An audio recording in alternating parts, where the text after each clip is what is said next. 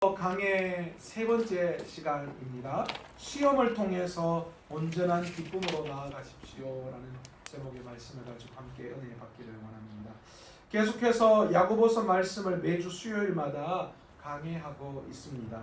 야고보서의 저자가 누구라고 말씀드렸습니까? 야고보서의 저자가 야고보. 네, 누구 야고보요? 예수님의 동생 야고보가 기록했다 말씀드렸습니다. 이 예수님의 동생 야고보는 예수님의 다른 형제들과 마찬가지로 예수님을 믿지 않았다라고 말씀드렸죠. 그러나 부활하신 예수 그리스도를 목격하고 난 다음에 사도 바울의 변화된 모습처럼 복음을 위해서 귀하게 쓰임받는 종이 되었습니다. 뿐만 아니라 예루살렘 그 공의회의 의장격인 역할을 감당하는 아주 중요한 역할을 감당하는 사도였기도 했습니다. 이런 야고보 사도가 기록한 야고보서가 이 종교개혁 당시에는 굉장히 하찮게 여겨졌다라고 말씀을 드렸습니다.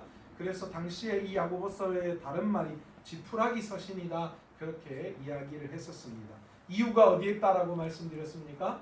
당시 종교개혁 당시에 이 바울이 전하는 믿음으로 구원을 얻는다라는 교리와 야고보 사도가 이야기하는 행함이 없는 믿음은 그 자체가 죽은 믿음이다라고 이야기하는 바로 이것. 그러니까 야고보 사도가 이야기하는 행함을 강조하는 그 믿음이 이 바울이 강조하는 이 믿음으로 구원에 이른다는 이 교리와 충돌이 일어났던 거죠. 그래서 종교개혁 당시에 바울의 이 이신칭이 그것이 한참 대두되면서 야고보 사도가 이야기한 이 행함의 믿음이 굉장히 약해져 있는 것이 사실이었습니다.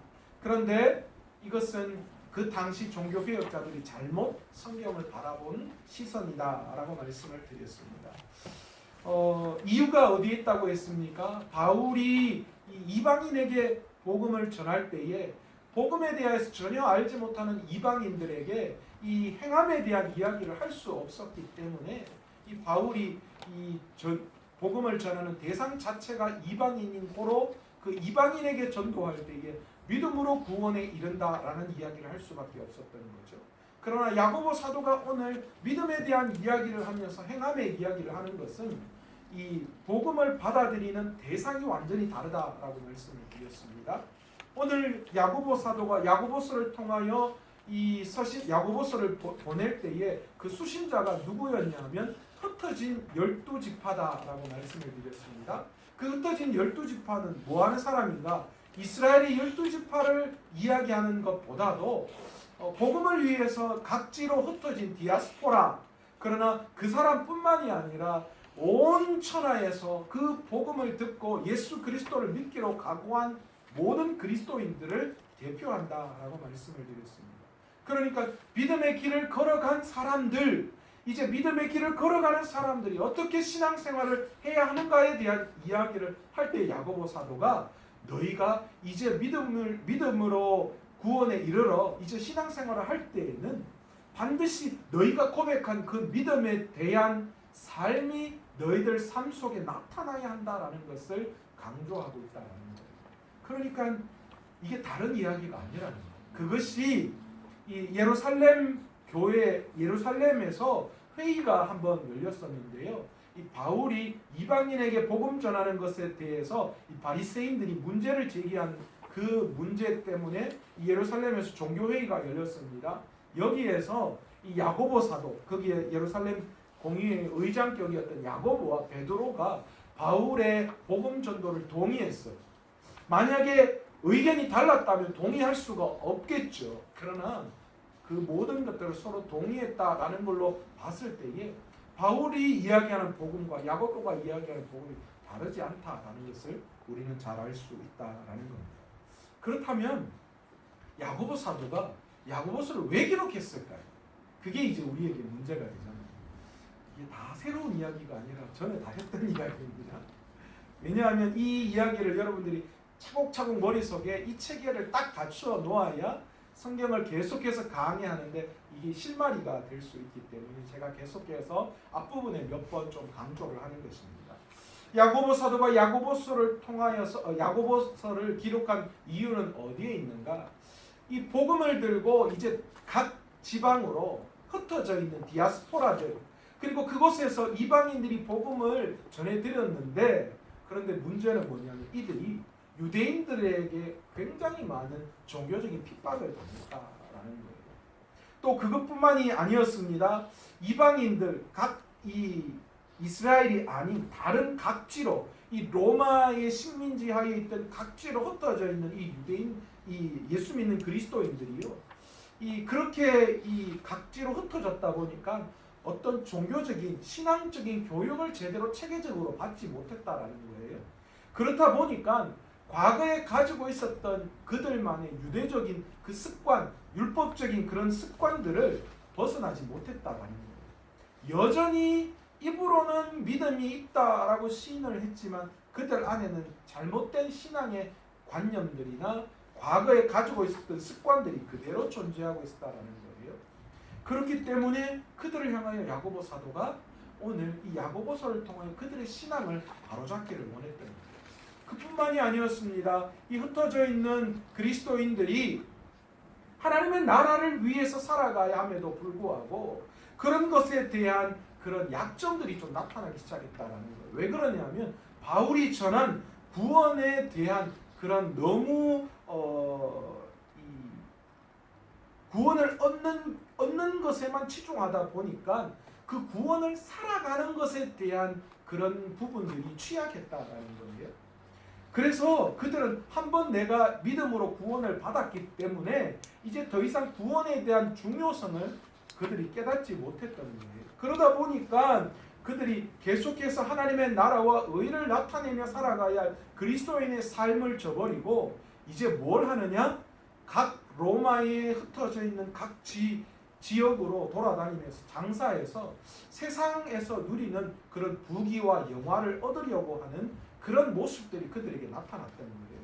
그리고 이런 모습 때문에 교회 안에서 이 가진 자와 또 가지지 못한 자들 간의 그런 분쟁들이 교회 안에 여전히 일어났다.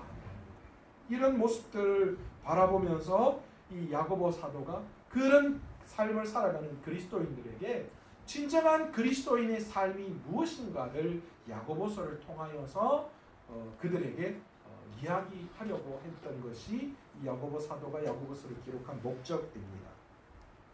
오늘 이 야고보서를 시작하면서 야고보 사도가 2절에 뭐라고 시작하느냐?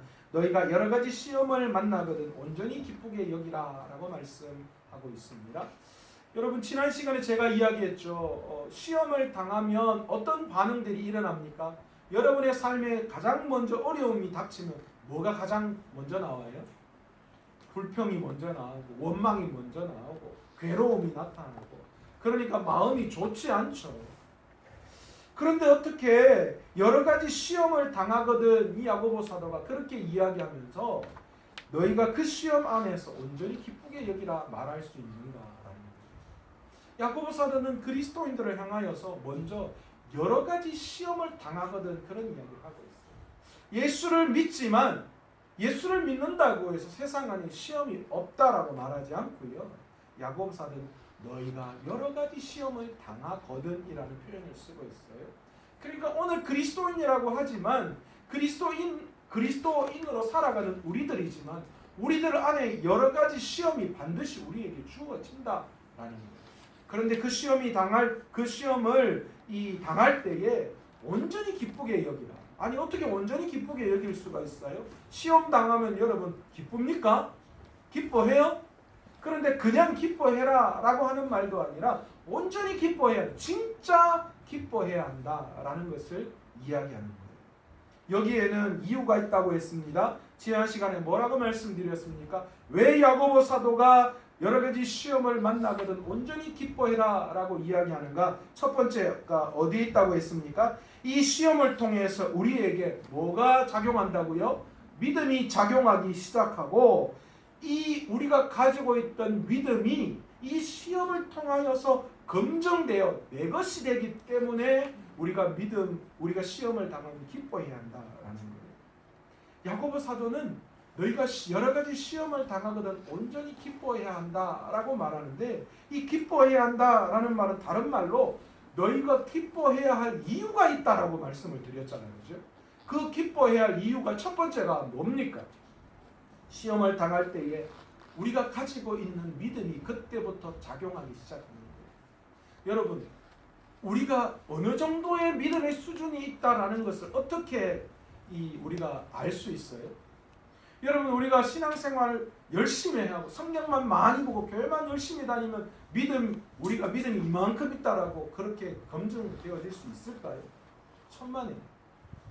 우리는 무엇을 통하여 우리의 믿음을 확인할 수 있는가? 시험을 통하여 우리의 믿음이 얼마나 큰지, 어느 정도의 믿음이 있는지를 알 수 있다라는 거예요. 그렇기 때문에 그 시험을 당할 때에 우리의 믿음이 어떤 건가를 확인할 수 있기 때문에, 그리고 우리가 시험 당할 때에 우리 안에 있는 그 믿음이 지금부터 뭐 하는 거예요? 시험 앞에서 그때부터 내 믿음이 작용하기 시작한다는 거예요. 그래서 그 믿음이 검증이 되어서 그 믿음이 비로소 뭐 된다는 거예요? 내 것이 되어진다라는 거예요. 그렇기 때문에 시험 중에 기뻐할 수 있다라는 거예요. 여러분, 제가 늘 강조하는 것 중에 있습니다. 제가 말씀을 전하지만 이 말씀이 여러분이 그냥 귀로 들으면 이 말씀은 누구의 말입니까? 저의 말입니다. 그러나 이 말씀이 여러분의 말씀이 되기 위해서는 제가 전하는 그 말씀이 여러분의 귀로 들려서 여러분의 가슴으로 오고 여러분의 삶을 통하여 그것이 증명되어질 때에 비로소 그것이 여러분의 말씀이 되어지는 거예요. 여러분, 우리가 수없이 많이 말씀을 듣지만 그러나 그 말씀을 귀로만 들으면 그 말씀은 그냥 그대로 말씀으로 남아있지만 여러분이 들은 그 말씀이 여러분의 삶을 통하여 증명되어져 나올 때에 그 말씀의 능력이 비로소 여러분에게 작용하기 시작한다라는 것을 우리는 알아야 돼요. 여러분, 그렇잖아요.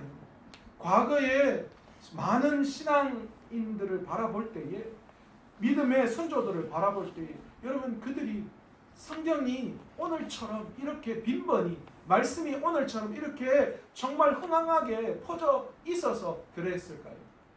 여러분, 오늘 마음만 먹으면 여러분 24시간 설교를 듣고 은혜를 받을 수 있고 말씀이 우리 안에 너무나도 흔하게 작용하고 있죠. 마음만 먹으면 성경을 볼 수 있는 하나님의 말씀이 우리에게 주어졌어요. 그런데 능력은 어때요? 옛날 믿음의 선조들이 훨씬 더 능력이 많이 나타났다. 이유가 어디에 있을까요? 오늘 우리의 믿음은 관념 속에 있어요. 우리가 그냥 믿음 있다라고 말하는 것으로 그냥 그렇게 있는 거예요. 그건 내 믿음이 아닌 거예요. 그들은 철저하게 자신이 들었던 그 믿음을 가지고 삶으로 증명해 냈어요. 그래서 그 말씀이 자신의 말씀이 되었고요. 그 말씀이 나에게 능력으로 작용했다. 오늘 야고보 사도가 그 이야기를 하는 거예요. 시험을 당할 때에 우리 안에 있는 믿음이 그때부터 작용하기 시작하고 그 작용한 믿음이 뭐 한다라는 거예요. 결국은 내 믿음을 검증해내는 것이고, 그리고 그 검증 과정을 통하여서 내가 가지고 있었던 그 믿음이 비로소 나의 것이 되어진다. 그렇기 때문에 우리가 여러 가지 시험을 당할 때에 기뻐할 수 있다. 두 번째로 야고보 사도가 우리가 시험 당할 때에 기뻐해야 할 이유가 있다라고 말하는데 무엇이냐? 이 각가지 시험과 더불어 그 안에서 인내가 작용하고 있다는 사실을 우리는 알 수 있기 때문이다.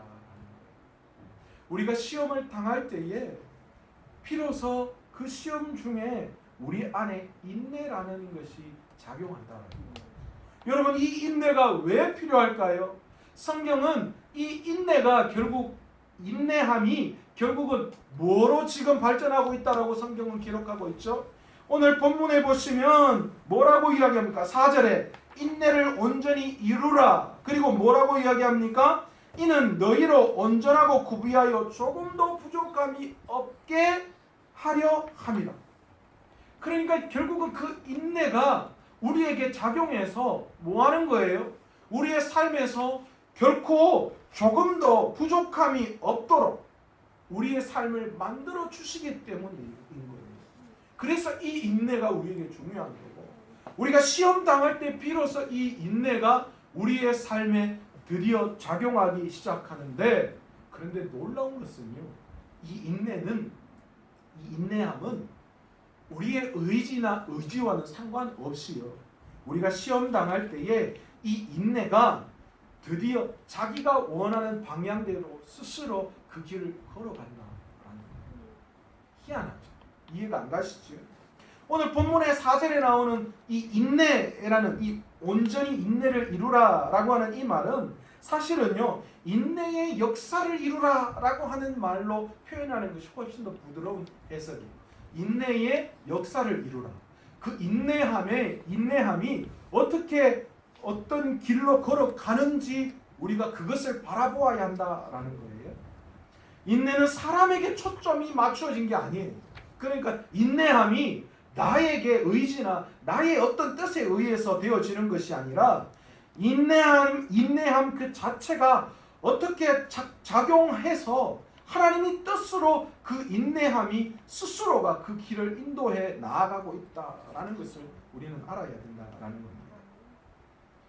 우선적으로 그것이, 인내함이 스스로 목적하는 그 목적함을 향하여 쉴 새 없이 작용해서 그 인내함을 통하여서 이루는 그 목적을 향하여 가고 있다는 거예요. 여러분, 우리의 심장은 우리의 의지와는 상관없이 뭐합니까? 뛰고 있어요. 이게 뛰어야지 생명이 계속 연장되어지는 거잖아요. 이처럼 이 시험을 당할 때에 인내함이 우리 안에서 스스로가 작용하는 거예요. 그래서 하나님이 이루려고 하시는 그 목적에 의해서 자기가 가는 거예요. 제가 포항 제철 견학을 2번 가봤는데요, 갈 때마다 되게 놀라운 사실이 하나 있는데, 뭐냐면 진짜 그 큰 고로에서 완전 뜨거운 용광로 물이요 쭉 흘러 내려가더니만 어떤 틀에 쫙 부어지더니만, 그리고 또 벨트가 이렇게 쭉 연결되는 부어진 그 형틀에 있는 쇳물이 쭉 그 레일을 타고 들어가서 막 탕탕 치고 막 식히고 하면서 나중에는 뭐가 나오냐면 우리가 원하는 모양의 이 쇠들로 쫙 빠져나오더라고요. 여러분, 인내라는 것이 그거라는 거예요. 시험을 우리가 만날 때에 이 용광로 안에 쇳물이 레일을 타고 쫙 흘러가서 제품이 나오듯이, 우리가 시험을 당할 때 그 인내함이 어떤 하나님이 원하시는 길들에 의해서 그 인내함의 작용에 의해서 쭉 흘러가서 하나님이 목표하시는 그것을 이루어낸다. 그렇기 때문에 이 시험이 우리에게 기쁨이 될 수 있는 거예요.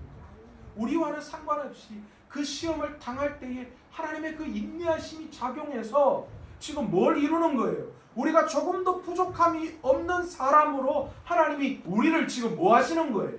그렇게 만들어 가고 계시다라는 거예요. 뭘 통하여서요? 인내라는 것을 통하여서 그것을 이루어 가고 계시다. 때로는 우리가 힘들고 어렵지만 어쩔 수 없이 그것을 해야 할 때가 있어요.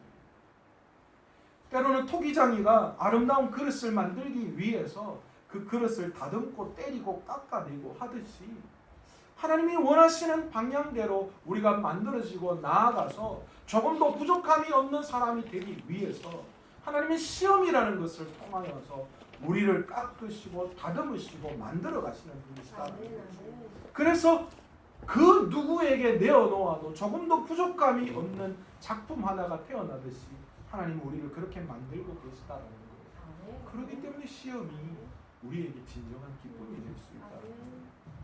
세 번째로, 이 믿음과 인내는 그 정해진 목적이 그의 온전함이라는 사실, 또한 이것은 반드시 성취될 것이다라는 사실이 우리에게 약속되어졌다라는 거예요.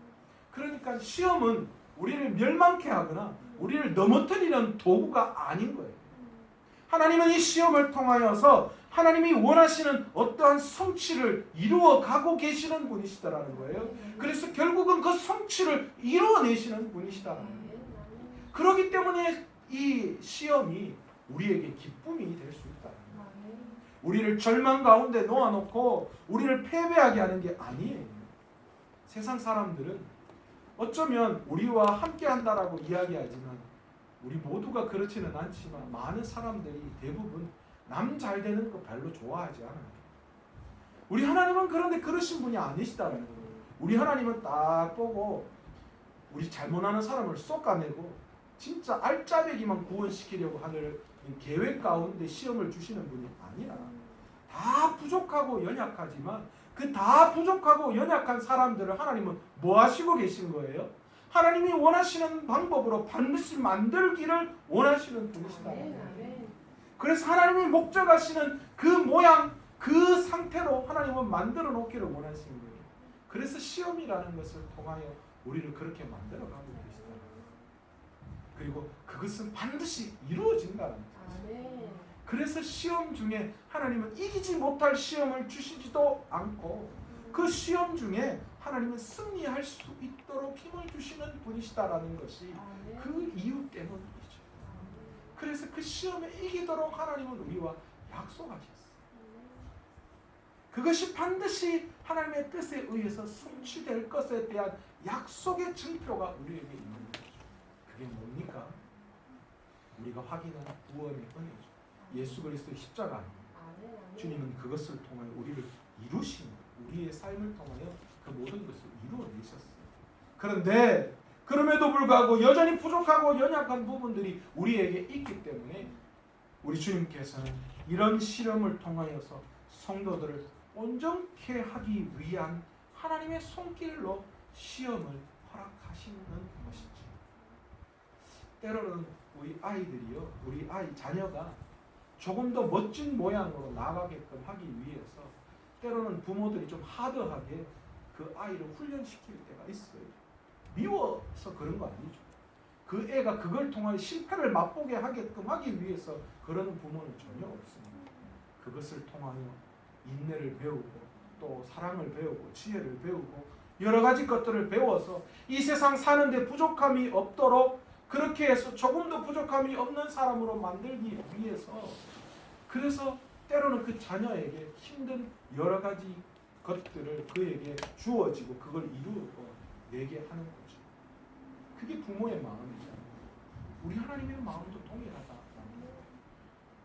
그래서 하나님께서는 우리에게 여러 가지 시험을 주시는 분이시고 그리스도인이라면 이런 여러 가지 시험을 당하게 되어져 있다. 그게 잘못된 게 아니라 그게 뭔가 우리의 죄의 대가로 인해서 주어진 것이 아니라 물론 우리가 죄지음으로 말미암아 죄의 대가를 통하여 받는 우리의 고통도 있습니다. 그러나 하나님께서 주시는 시험은 그 고통을 통하여 우리를 절망케 하고 무너뜨리는 분이 아니라 우리를 조금 더 부족함이 없도록 만들게 하시는 하나님의 그 손길임을 우리가 알고 그러기에 우리가 여러 가지 시험을 당할 때 온전하게 기쁘게 여겨야 한다라는 것입니다. 오늘도 우리의 삶에 혹시나 여러분의 삶 가운데 이런저런 시험 가운데 있다면 그래서 도저히 이길 수 없는 그런 상황 가운데 있다면 여러분 그 상황을 다시 한번 한 발 물러서서 바라볼 수 있는 저와 여러분 되시기를 원합니다. 그 속에 하나님의 섭리를 바라볼 수 있는 여러분 되시기를 원합니다. 그 속에 내가 얼마나 믿음으로 지금 성장하고 있고 그리고 그 시험을 통하여서 내 믿음이 얼마나 증명되어져 있고 결국은 하나님께서 반드시 하나님이 원하시는 내가 조금 더 부족함이 없는 사람으로 하나님이 지금 만들어가고 그렇게 되게끔 하시는 분이심을 여러분 확인하시고 우리가 시험 당할 때 진정으로 온전히 기뻐할 수 있는 저와 여러분 되시기를 간절히 축원합니다. 오늘 시간 말씀을 생각하시면서 통성으로 한번 기도하기를 원합니다.